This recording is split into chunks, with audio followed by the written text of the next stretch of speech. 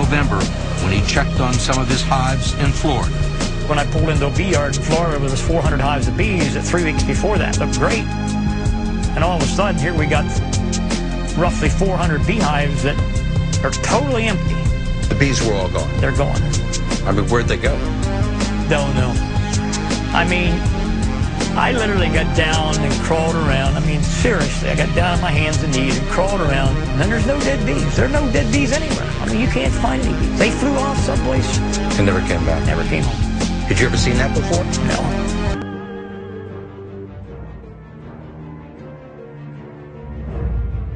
What, you're telling me that these people that dumped this AIDS-tainted blood in foreign countries, who killed children, have not been taken to task in the United States? It's worse than that. The U.S. government allowed it to happen. The FDA allowed this to happen. And now the government is completely looking the other way.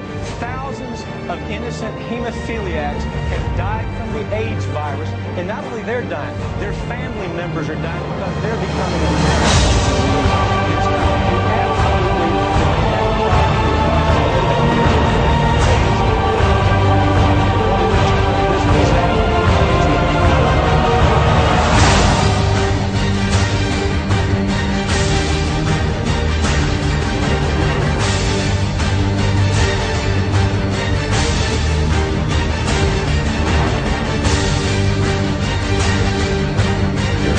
Monday's earthquake in western China was the 25th significant earthquake this year.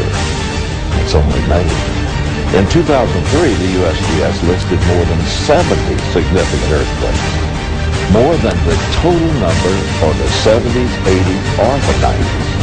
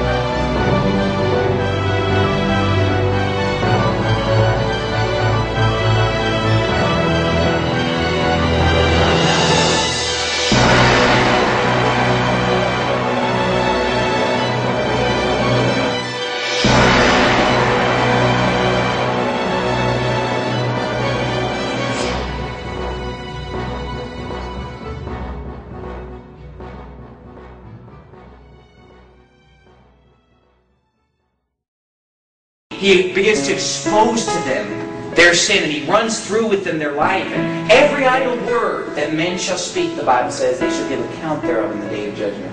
Every time they said something wicked, every time they said something ungodly, every time they committed a sin against God, it's going to be put forth as evidence against them. Say, why do people go to hell? Because they're sinners, because they've lied, because they've murdered, because they've stolen, because they've thought dirty thoughts, because they've committed adultery physically or in their heart. And so all those sins will be listed off. Angels will come and separate the wicked from among the just. Verse 50, and cast them into the furnace of fire. There will be wailing and gnashing of teeth. You know how people say, well, I have my hell here.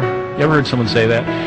You know, it's just like hearing fingernails on a blackboard. When someone says that it's hell to live here, I think, you know, on the blackboard, if you only knew what you were saying.